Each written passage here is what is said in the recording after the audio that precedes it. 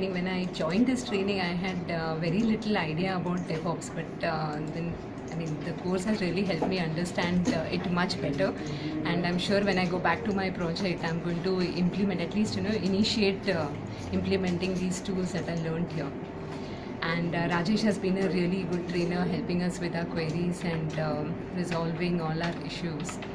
So yeah, it's good. Yes, same here. It was really helpful training.